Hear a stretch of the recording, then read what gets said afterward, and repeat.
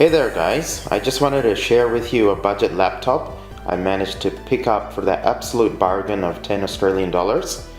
That being said, this laptop has taken some serious abuse and it's quite clear that it's been dropped at some point. Luckily, I was able to verify with the seller that the laptop was at least able to power on.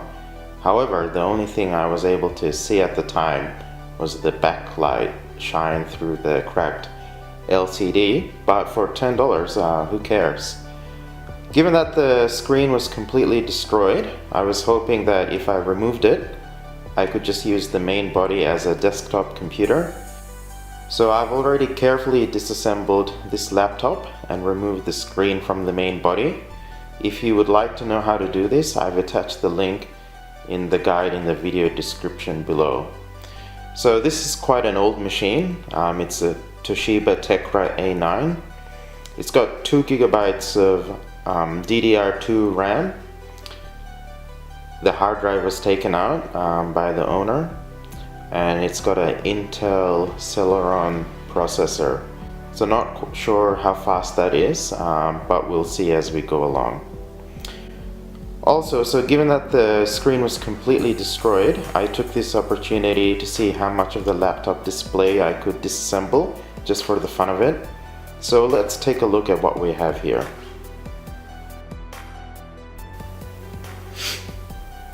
So let me take you through the lid. Alright, let's carefully lift this up. Yep. There you go. As you can see, I've already disassembled this. It took a very long time. I basically had to disassemble the entire laptop. Let's flip this around. Alright, so you can see here we've got the display bezel. We'll put that to one side. We've got a frame that goes around the actual LCD. And here we have the laptop screen. I'm not sure how well you can see that, but you can see it's pretty cracked. Alright, let's flip this around. So here you can see the PCB. I'm assuming that this is the controller, which is responsible for displaying the image onto the LCD screen.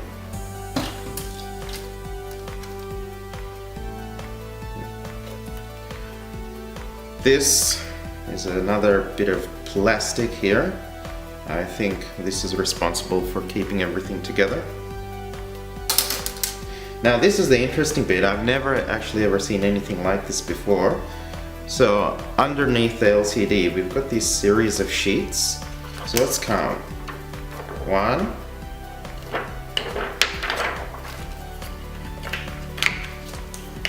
2. This actually looks like a bit of a lens, so as I'm lifting it up and down, the magnification of what I'm looking at below is changing. Another one, same thing here. Looks like some sort of Fresnel lens. Now we have another one here. This is more matte, semi-opaque. Now this is interesting. This is a rigid bit of plastic. Okay. Yeah, alright, let's put that to one side.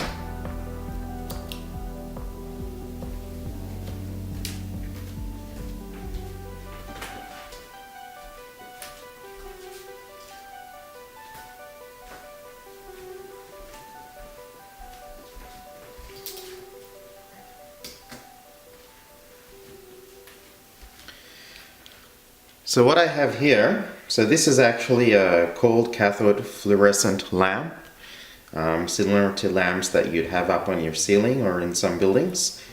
So this is actually responsible for lighting up the entire LCD display. So I've never actually seen one of these before, but my guess is when this one's shining bright, it sends the light through this rigid bit of plastic here.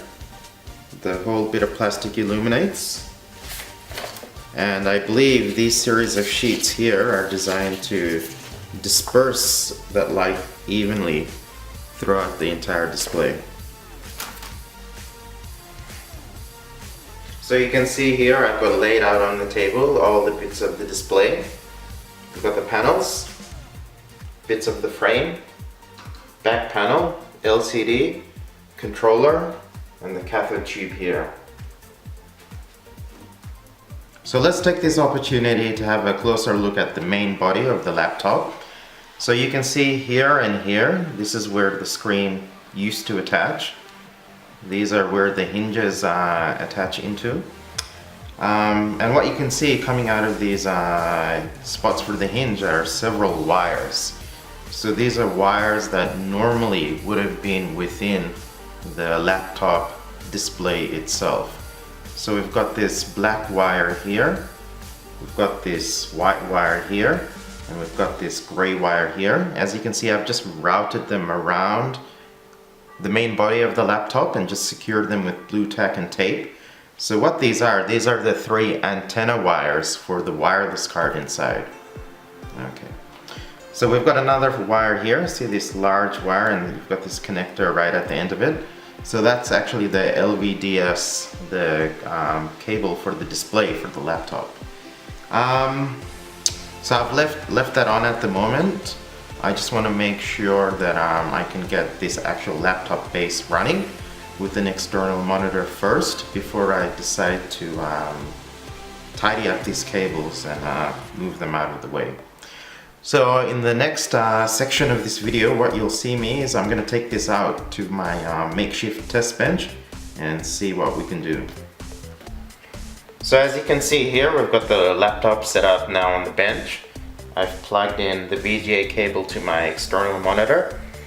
I've plugged the power brick into the laptop as well. So we're going to turn this on and see what happens.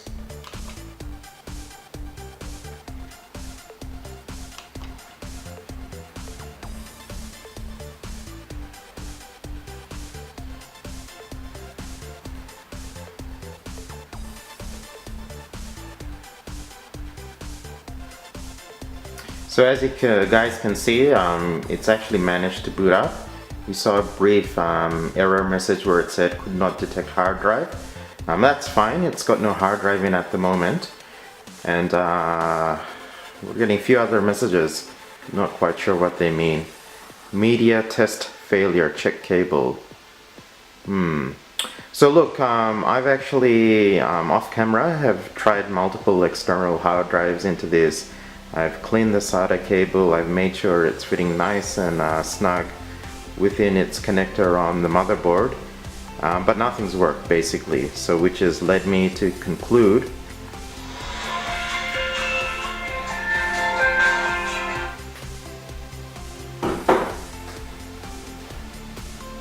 Alright, sorry about that guys. Okay, what was I talking about? Yep, look, so I've put in multiple hard drives in here. It's not detecting at all. It's led me to the conclusion that during the drop, perhaps that section or those sections of the motherboard have been damaged. But I have still faith in this system that I could get it running.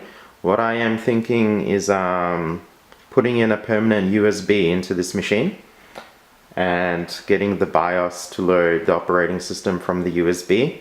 So perhaps I can get a Linux distribution or some other operating system on this. So stay tuned for my next video. Thank you for watching, and I'll see you soon. Bye.